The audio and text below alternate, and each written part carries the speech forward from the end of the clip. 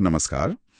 आज हम असम के करीमगंज जिले की एक कह सकते हैं छुपी हुई जगह सोनबील या छौनबील पर बात करेंगे। हाँ, हमारे पास जो स्रोत है वो इसकी काफी तारीफ करता है। मतलब एक बहुत पॉजिटिव रिव्यू है। बिल्कुल।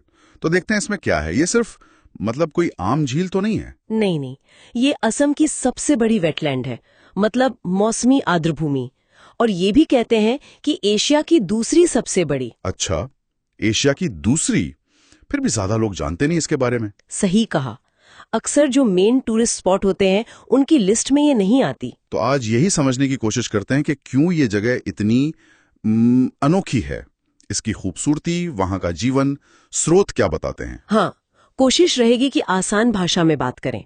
देखो, सबसे दिलचस्प बात शायद इसका बदलना है। बदलना कैसे? मतलब मॉनसून में ये एक बहुत बड़ी झील बन जाती है, जहां तक देखो पानी ही पानी। ओह, और फिर सूखे मौसम में? सूखे मौसम में पानी कम हो जाता है और ये एक बड़े हरे भरे चरागाह जैसा दिखने लगता है।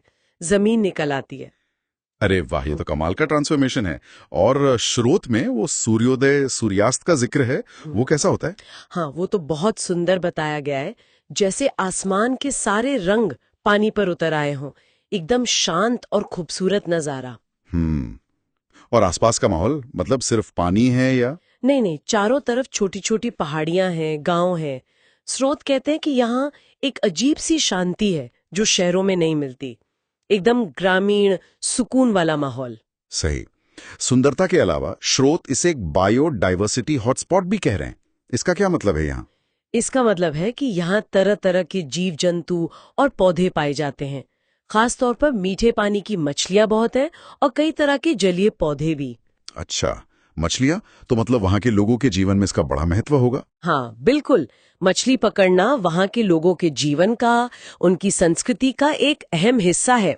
स्रोत में बताया गया है कि कैसे लोग अपनी छोटी नावों से मछली पकड़ते हैं। और ये मछलियां फिर बाजारों में बिकती होंगी। हाँ, पास के करीमगंज जैसे शहरों के बाजारों में सोनबिल की ताजी मछलियां मिलती हैं। ये वहाँ की इकोनॉमी का भी हिस्सा है। तो अगर कोई वहां जाए तो क्या कर सकता है, सिर्फ देखने के अलावा? मानसून में तो नाव की सवारी बहुत अच्छी लगती है, ऐसा स्रोत बताते हैं। शांत पानी पर घूमना, आसपास की हरियाली देखना। हाँ, वो तो अच्छा लगता होगा। और पिकनिक के लिए भी बढ़िया जगह है। पक्षी देखने का शौक हो तो भी अच्छा है, खासकर सर्दियों में जब बाहर से पक्षी आते हैं। प्रवासी पक्षी। अच्छा। हाँ। लेकिन स्रोत इस बात पर जोर देते हैं कि सबसे खास अनुभव शायद वहाँ के लोगों से मिलना है। गांवों में जाना, उनकी सादगी भरी जिंदगी देखना। ये बात तो है, आजकल ऐसी जगह कम मिलती हैं। अच्छा, वहां पहुंचना कितना आसान या मुश्किल है? नहीं, पहुंचना आसान है। करीमगंज शहर से तो बस समझ लीजिए 8-10 किलोमीटर ही है। ओह, ज्यादा दूर नहीं। और सिलचर से भी करीब 50-60 किलोमीटर। तो कनेक्टिविटी ठीक है। आसपास दुहलिया पहाड़ी जैसी और भी जगह हैं घूमने लायक। एक बात जो स्रोत से बार बार समझ आ रही है वो ये कि ये जगह कमर्शियल नहीं है। मतलब बहुत ज्यादा टूरिस्ट वाली भीड़ भाड़, दुकानें, वैसा कुछ नहीं है। हाँ, और शायद यही इसकी सबसे बड़ी खूबी है, ऐसा स्रोत इशारा करते हैं। इसका वो अनछुआपन, वो शांति। सही कहा, जहां प्रकृति अपने असली रूप में मिले।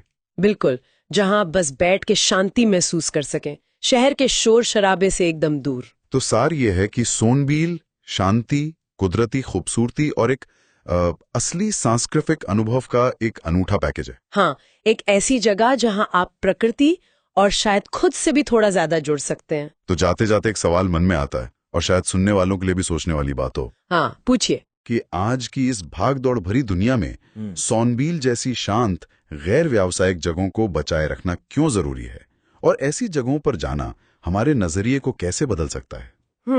ये सोचने वाली बात है। शायद इसलिए कि ये हमें याद दिलाती हैं कि जिंदगी की रफ्तार धीमी भी हो सकती है और खूबसूरती सादगी में भी होती है।